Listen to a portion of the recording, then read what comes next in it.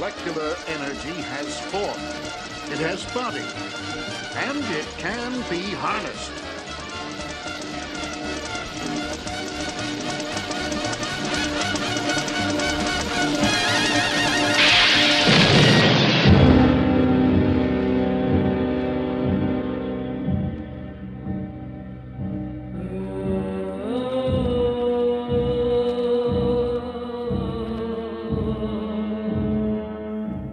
How to represent something unknown from places unknowable.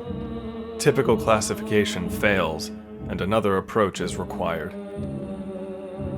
In the 1964 book, A Concise History of Modern Sculpture, art historian Herbert Reed describes a vital image, a plastic symbol of the artist's inner sense of numinosity or mystery, or perhaps merely of the unknown dimensions of feeling and sensation. This emerged not only in sculpture, but in painting, as biomorphic and organic shapes. What were called sometimes vital forms. These became a large part of abstract art of the period from the 40s through the 60s, quantifiable enough to garner an exhibition dedicated to the subject in 2002. Some of this was an offshoot of the philosophy of vitalism, which espoused a belief in the metaphysical essence behind all physical things.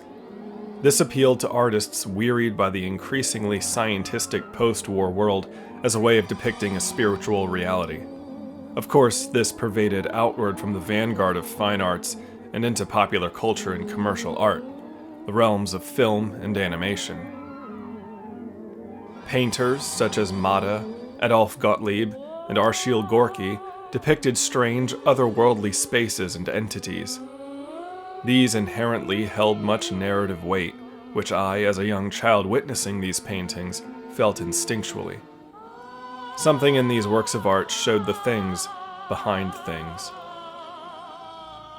My instincts were correct, in a way, as to the basic intent of these works, but also their natural lineage to the strange worlds and creatures that began to spring up in popular media of that time.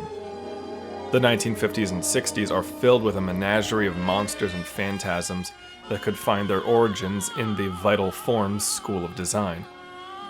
Here are a few examples, some from television, some from the cinema. Each shares a similar nature, each an outgrowth of their time, when it seemed the age was dispensing a greater truth about the nature of being. The Blob begins with the most basic representation of this idea in its title sequence, with the pulsing shapes growing and devouring the frame.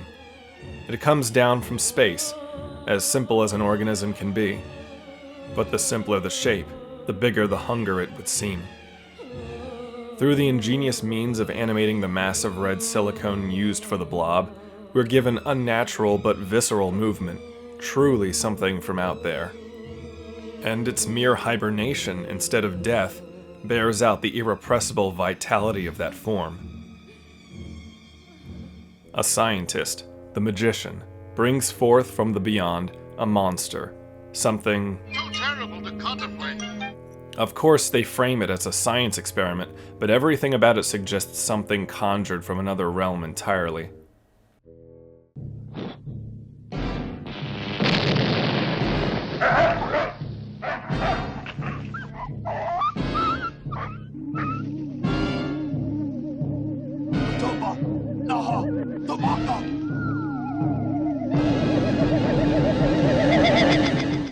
It's no wonder this is still the most beloved and perhaps frightening episode of Jonny Quest.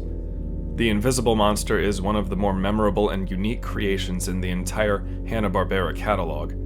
Its look may have been influenced by the aliens in It Came from Outer Space, worth mentioning in its own right for the mood and execution of certain scenes.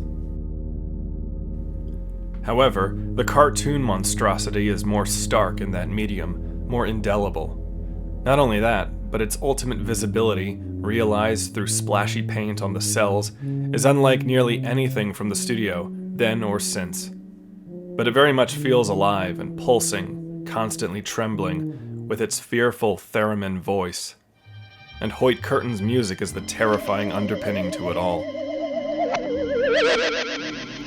The first time it appears, it is even more simple, a quivering blob of whiteness that then fades. A shape which harkens to abstract paintings of the time. When the creature is sent back where it came from, or destroyed, but I seem to sense the former, it thrashes wildly, and paint is slashed over the cell in a last expression of the rampant energy of the monster.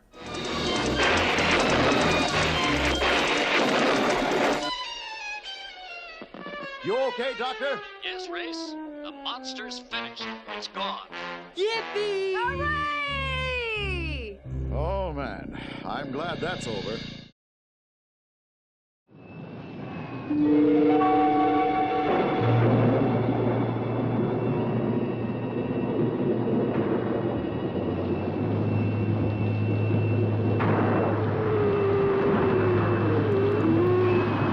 Perhaps the most unexpected origin for a monster. In this case, some mysterious organism, when exposed to the electricity of a vacuum cleaner, bursts forth into a raging storm cloud. So terrifying is the sight of it that many who see it are stricken with a heart attack. The energy company where it appeared contains it and utilizes its terrible potential. Employees die, are revived, and fitted with defibrillators to go on working. A strange story, but the creature is the thing of focus here. What in the world is that thing? What is it? Where did it come from?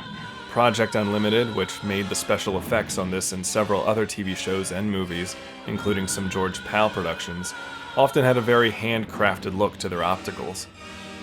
Here, the energy monster is a jerky combination of spastically animated mats, composited with cloud and lightning effects. It moves unlike any other monster in motion pictures. It is one of the most vivid expressions of a vital form in film.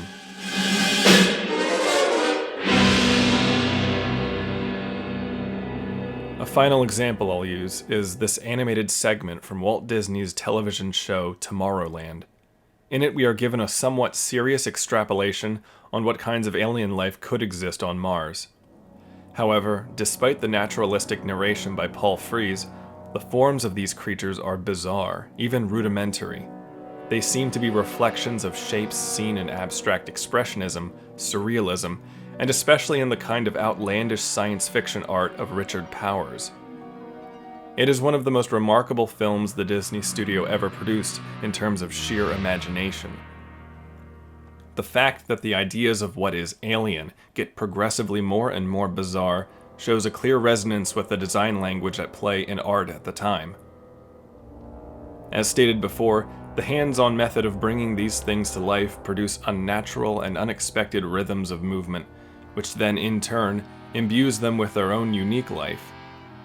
I'm sure the sensibility engendering simplified monster designs also appealed to those who needed more economical solutions. This is a product of that method of filmmaking. And the constraints of manufacturing often meant leaning into the more iconic for certain creatures, which ultimately rendered them far more physically memorable and cyclically memorable than most of the monsters born of the Barlow school of creature design. One place that seemed to perfect the execution of the vital form was Japan. Artists like Isamu Noguchi or Taro Akamoto depicted symbolic or energetic beings, which then presaged a whole visual vernacular that emerged in subsequent media. One example would be Toll Narita's monster designs for Ultraman. A recent and very brief re-emergence is in the work of David Lynch, who came of age in the time of the vital forms. He understood the expressive weight of more abstract effects.